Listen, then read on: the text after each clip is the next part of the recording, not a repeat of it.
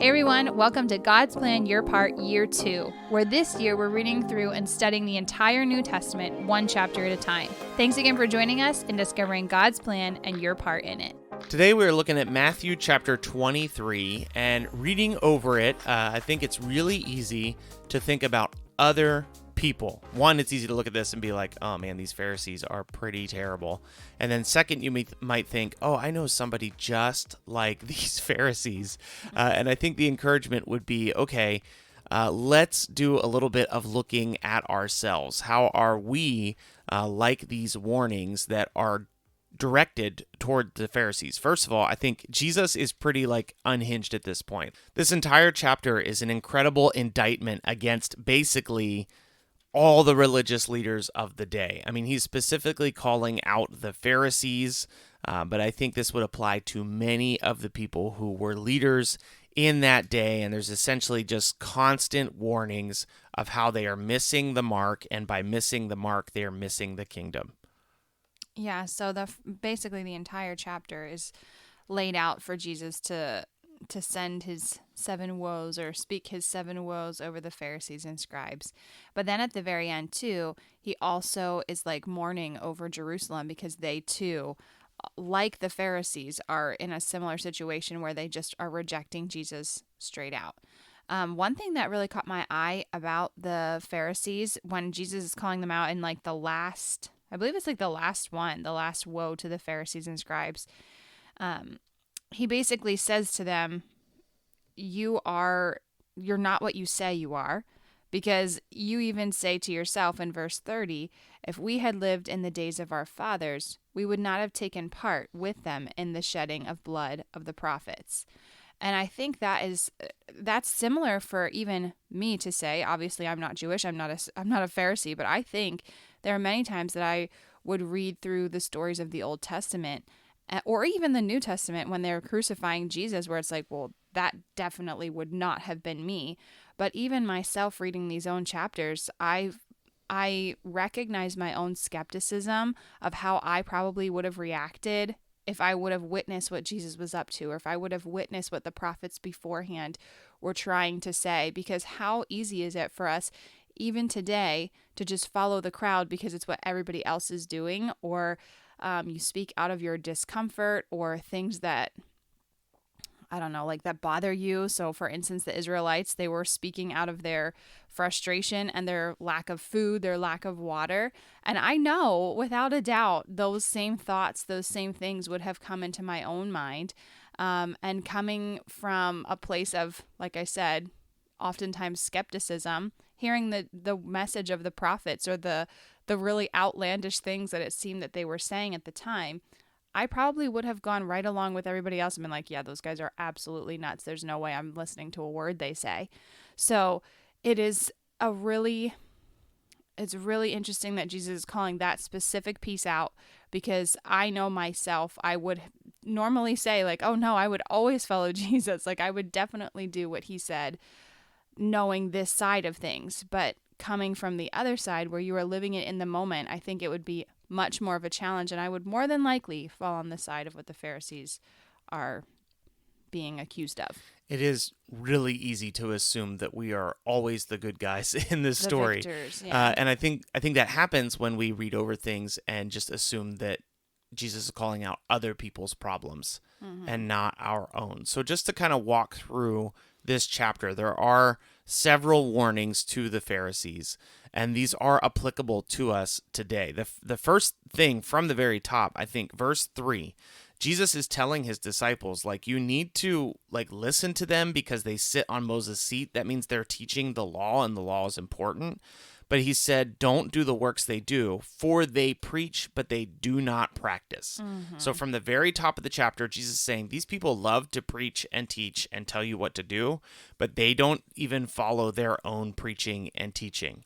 And let me tell you, if you have seen somebody do this, if you are aware of incredible fault and incredible sin in somebody's lives, and then you watch them preach like how you should be faultless and how you should be honoring God with everything in you, you remember when you saw that happen. You did not forget when you saw that happen, because it is shocking and it is like really unsettling. Like, oh man, how can you tell people to be so holy when you are definitely not, and you are actively hiding your sin? Like, it's unsettling. And that's what Jesus is warning them about. Like, these guys love to tell you what to do, but they are hiding their own sin like crazy. I would say that comes up in quite a few of his woes. Like, there's a lot of those different instances where it's like you require so much of someone else, and yet your own life is not reflective of it. So I think it's kind of, there's like two ways, I guess, that Jesus goes about it, where he talks about the expectations that they put on other people, and then at the same time, like, not following. And the other side of that is that they just reject Jesus altogether. So there's like two common themes within the different woes of those two categories. I feel like that as we read, it was like, oh, okay, this is definitely one of those. This is definitely one of those. So the first warning could be a little bit confusing to you if you don't spend a little bit of time reading over it, which always read it. Like, go listen to us read it, or read it for yourself so you understand what's going on here. He talks about how they love finding the best seats in the synagogues. They love the greetings in the marketplaces. They love being called rabbi. They love being called teacher. They love being called father. And Jesus says, do not allow anyone to call you that, because you are all brothers. So if you're trying to follow this to the letter, this could be like concerning, because it's like, well, I'm a dad, like my kids call me father, or I'm a teacher, like my students call me teacher. That's not really what Jesus is talking about, I don't think. Look over it for yourself and see what you think. It's almost like elevated positioning within the church. Well, it's within at least that's what it seems like for today. Yeah, here it's within the church, but it's also within the community. But it's like loving that title because it sets you apart and it feeds your pride. Like, this is a warning against pride, and if you're dealing with significant pride, you should not allow people to elevate yourself. And again, if you have seen pastors do this, or if you have seen leaders do this, you know that you have seen it. Like those people that love being called out in public, and when they're in private, they're just not very kind. They're just not very respectful. Like, this is not an issue that only existed in Jesus' day. It is very much alive and well today. And actually, having been a pastor for quite a while, there's just an odd feeling when people know who you are. They want to call you Pastor Ryan. I actually did not thoroughly enjoy that. You're like, please just call me Ryan. Because it just feels weird. But there is something about that, like, acknowledgement that's like kind of nice. And Jesus is like, hey, be careful, like, watch out, because you don't want to let that go to your head. And I think it's easy to let that go to your head. It has certainly gone to my head. And I think, we need to be really, really careful about that. Then he goes into this thing. Well, actually, before we get there, he again encourages people. The greatest among you will be your servant, and whoever exalts himself will be humbled, and whoever humbles himself will be exalted. I feel like as we've been reading through Matthew this go round, I'm noticing how often Jesus says that. Like, you need to be the least. You need to be the bottom. Like, stop trying to be in charge of everyone. Find ways to serve as much as you can. Like, it just seems like that's a consistent theme. He goes into this thing about swearing by the temple, which is really interesting. Apparently, they had made like a whole system of oaths that matter and oaths that don't matter, which is hilarious. What's the point? It feels like a game that you would play when you were like little kids. Like, well, I said I would do this, but I didn't say it exactly that way. And then you're just like free and clear. Apparently, they had this whole system of like, if you swear by the gold in the temple, that mattered. But if you swore by the temple, that didn't matter. Interesting. And it's like, if you swore by the altar, that didn't matter. But if you swore by the sacrifice on the altar, that mattered. Well, why would you do that? Why would you create a system like that? Doesn't it seem like the only purpose of that would be to deceive people, like to be dishonest to people? And we know that God takes oaths very seriously. Like the way that oaths are commanded in the law is that really you should not even do them, because God takes them so seriously. But if you do commit an oath, you are bound to that oath and you cannot be released from it. So the fact that they have like this whole subculture of what oaths matter and what oaths don't is unsettling at best. I think you might have skipped over the prior woe, but that one stuck out to me too, because he's He's calling the Pharisees and the scribes hypocrites for shutting the kingdom of heaven in people's faces. He also talks about like creating their own converts, and which it's so counterproductive because it's like it feels like they're doing the right thing, but in actuality they're guiding someone into complete blindness that will never actually be able to attain the kingdom of heaven anyway, because they themselves are becoming this like replica of what the Pharisees are. So that it's just like, it kind of makes my heart sad a little bit. Like, oh man, like they're giving empty promises of things that will never mean anything. And all for like the glory of God's kingdom that they will never fully understand or grasp, I guess. I'm glad you called that out, because it would be easy to look at that and be like, wow, Jesus doesn't like missionaries, but that's not what's going on. If you're going out and you're teaching somebody about like a myth of Jesus or a myth of God, they're not going to be Christians or accepted into God's kingdom. So it's this sad picture that I get where it's like all these people that they were impacting, it was nothing. It was worth nothing. There was no fruit that came from it at all, except for eternal separation. They were literally bringing people into their own hypocrisy and trying to evangelize people with their hypocrisy, which is a total waste of time. Next, we go into, woe to you, scribes and Pharisees, you hypocrites, for you tithe mint and dill and cumin, and have neglected the weightier matters of the law. So what's going on here is that they are literally going out into their gardens and giving 10% of every crop they pull out of their garden. Mm-hmm. And we've heard before, like, there are types of, like, grain offerings, but when you look at, like, the different, I immediately think of, like, those bigger, like, sin offerings. And in my mind, it's like, there's certain ones that you give because you're recognizing that, like, weighty sin in your life. But if they're only coming with like these small little portions, it's almost like, one, they're being greedy with what they're giving, and two, they're like looking at themselves and saying, oh, there's nothing worth giving so much of an offering for anyway. Like, I'm fine. I'm not doing anything wrong. So there's like this weird denial that I feel like I'm sensing in it, as well as I'm not going to give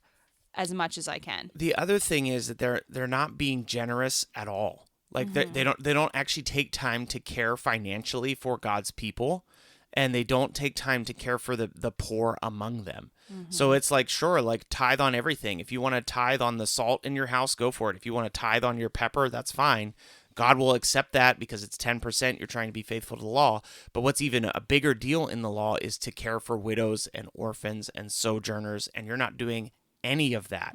So you're trying to do this very public giving of 10% of your salt and pepper, but you're not doing any public care for the poor. And which do you think God is more concerned about, your salt and your pepper? And I understand it doesn't actually say that. But like, don't you think he wants you to care for the poor more? So Jesus is pretty furious about that.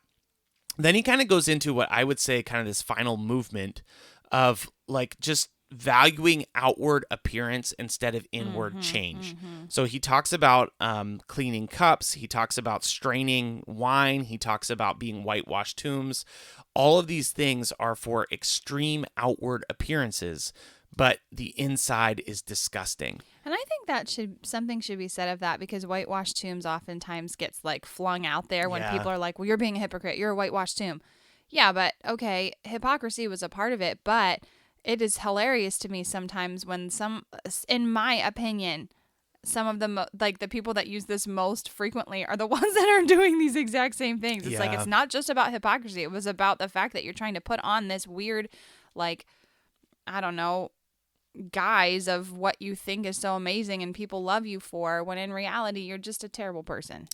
The final little piece here is that Jesus is going to weep over Jerusalem. I think it is a pretty powerful image. And then he quotes Psalm 118, which is a messianic psalm, and he's again claiming his divinity. But I think it is powerful to see him moved by the sin and like the loss that's in Jerusalem, because God loves his people. And we see Jesus here lamenting over the lost nature of his people after he delivers like this fire sermon towards the scribes and Pharisees. And so you see, I think, his mercy and his grace, and that he's not afraid to confront people, But he is still moved by the fact that they are so lost, and he wants them to be found and brought into the kingdom. It's like that banquet feast we talked about yesterday. Like everyone's invited. And it's just really sad when they consistently reject the invitation. So I think a good your part for today would be to think about the Pharisees and what they've been called out for, and really consider for yourself, rather than thinking about other people around you, really put yourself in the place of taking on these woes. Like, what does that look like in my life? Am I spotless? Am I just showing off this facade of everything's great, everything's awesome? Am I giving the best of what I can to God and his kingdom? Am I leading people in the way that is bringing them towards the kingdom or towards something of my own planning? So really consider, as you're listening to the scripture today, how God can change and mold your own heart so that you are not reflective of these Pharisee hypocrisies, and how your life can be a good, lasting image of who Jesus is and his kingdom that he was bringing to the earth. All right, guys, we'll be back again tomorrow with Matthew 24. We'll see you then.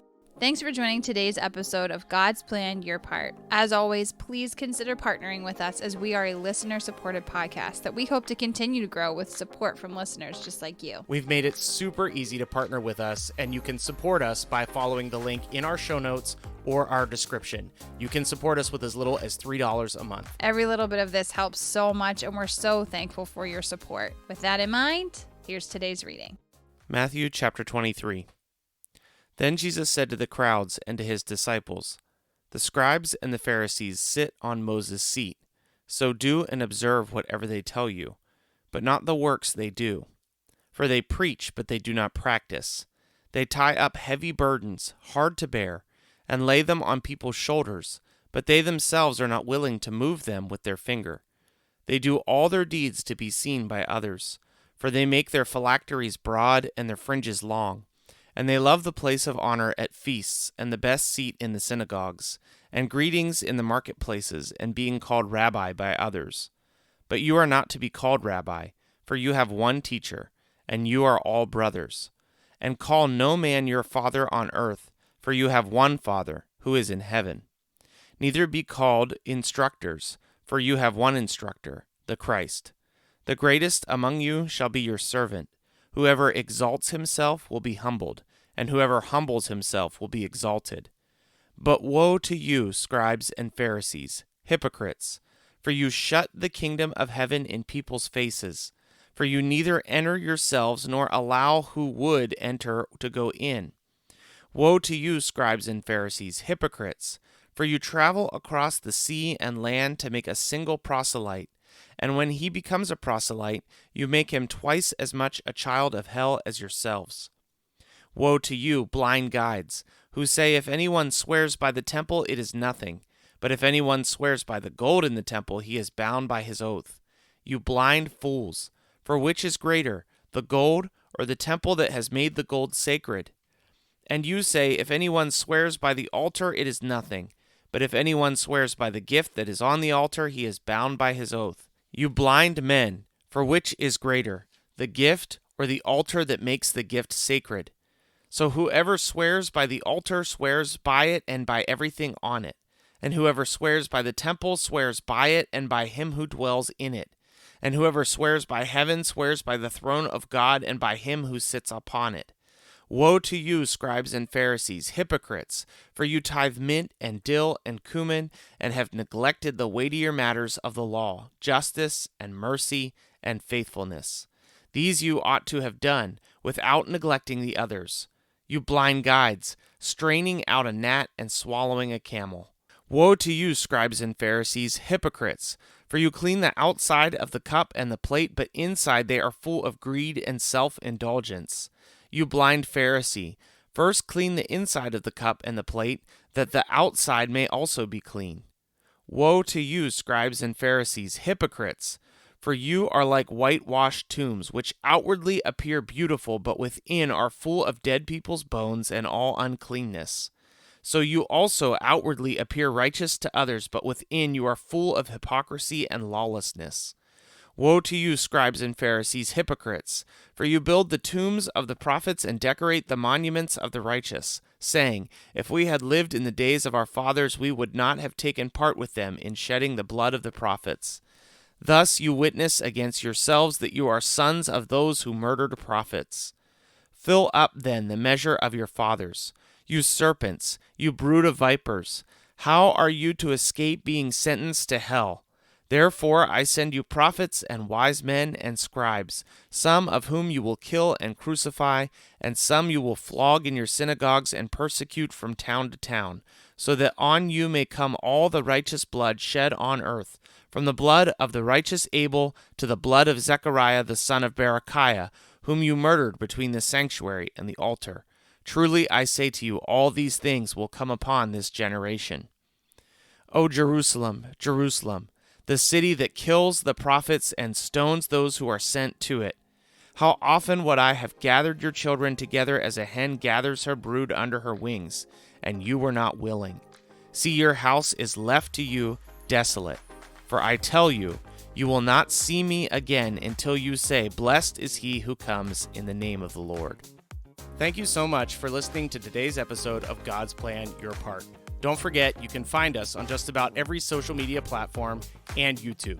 Let us know what you thought of today's episode, and if you have any questions, go ahead and post them there. You can also reach out to us directly at godsplanyourpart@gmail.com. As always, if you don't have a Bible, or if you'd like to use the one that we use, reach out to us via email, and we'll be happy to send one to you. Thanks again for listening. We'll see you again tomorrow.